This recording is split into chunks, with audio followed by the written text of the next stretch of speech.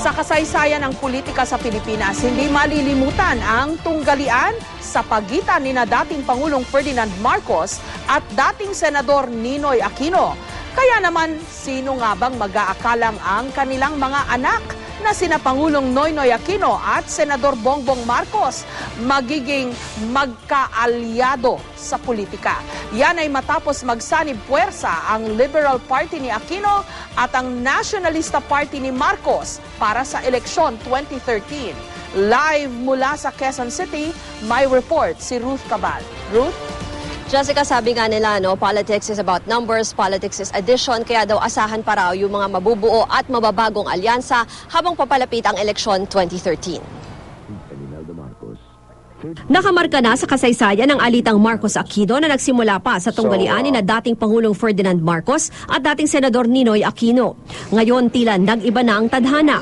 Magkaalyansa si Pangulong Noynoy Aquino at si Senator Bongbong Marcos. Nagkasundo kasing mag-alyansa ang Liberal Party ng Pangulo at Nationalista Party na kinabibilangan ni Senator Marcos. Sa pagkakataong ito, ayon sa Malacanang, kaisa daw ang mga Aquino at Marcos maging ang kanilang mga partido sa pagsusulong ng reforma at good governance. Ang mahalaga kung sila susuporta sila sa mga programang reforma po ni Pangulo Aquino. I think they have been supportive. I think during the past 2 years, they have been supportive of the programs of the President. Una nang nagsabi si Senator Marcos na masaya siya sa alyansa ng kanyang partido sa LP, kahit na raw for election purposes only. I am extremely excited because finally I am not in the opposition anymore. A new experience for me. Who would say that Ferdinand Marcos and Benigno Aquino would be in collision together in 20 years ago? That would have been impossible. But it's not only possible, it's done. Ang kapartido ni Marcos sa Nationalista Party at kapwa senador na si Alan Peter Cayetano naniniwalang ano pa man ang mabuong alyansa at koalisyon, sa huli pinakamahalaga pa rin ang pagkakaisa sa prinsipyo at plataporma matapos ang eleksyon. Ganyan din ang paalala ni Senador Kiko Pangilinan ng LP.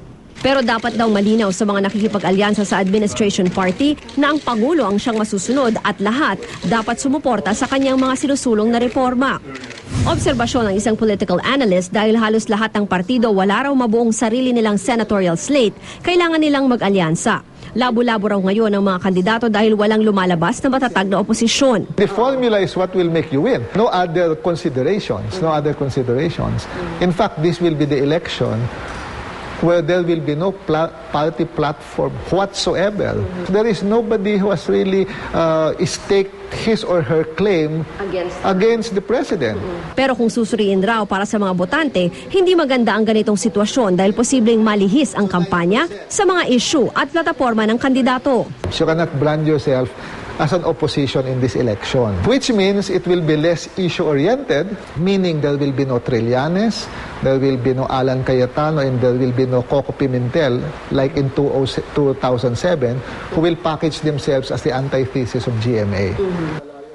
Jessica, dyan nga sa sinasabi ni Professor De Vera na walang magiging labanan ng plataforma, posible raw ang may undue advantage dyan yung mga re-electionists o yung mga kandidato mula sa mga political clans na meron na daw mataas na may high recall na o awareness na, Jessica. Never in the wildest dreams ng maraming tao, kabilang na siguro sina President Marcos at Senator Ninoy Aquino, pati na isama mo na dyan si President Cory Aquino. Hindi nila naisip marahil na dadating ang araw na magsasanib puwersa ang mga Aquino at ang mga Marcos. Tama, Jessica, pero sinasabi rin naman mismo ni Senator Bongbong na magpapatuloy pa rin naman daw siya na magiging kritiko nitong administrasyon kung may makikita siyang mga hindi magagandang issue na sinusulong itong Aquino administration. Pero sa ngayon daw, for 2013 elections, ay for the purpose of politics, ay magiging magkaalyansa nga itong kanilang partido ni Pangulong Aquino. Okay, pero parang marriage or alliance of convenience lang itong mangyayari, Ruth. Tama, yun nga yung sinasabi ni Professor De Vera na usually yung mga ganyang alliances ay for political survival, lalo na doon sa mga sinasabing hindi naman masyado malalakas na kandidato dahil parati naman sa ganitong klase na lalo pa midterm elections, talagang malakas yung tsansa nung nakaalyado doon sa nakaupong partido or doon sa administration because of the machinery, the resources at yung sinasabi rin na endorsement ng ating Pangulo, Jessica. Okay, at ang mas nakakabahala dyan na sinabi ni Professor De Vera, walang epektibong oposisyon.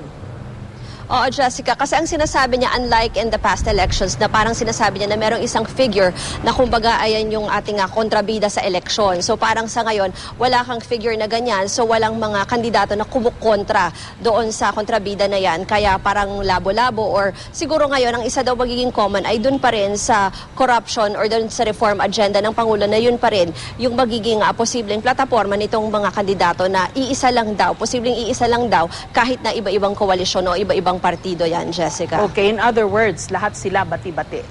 Maraming salamat, Ruth Cabal.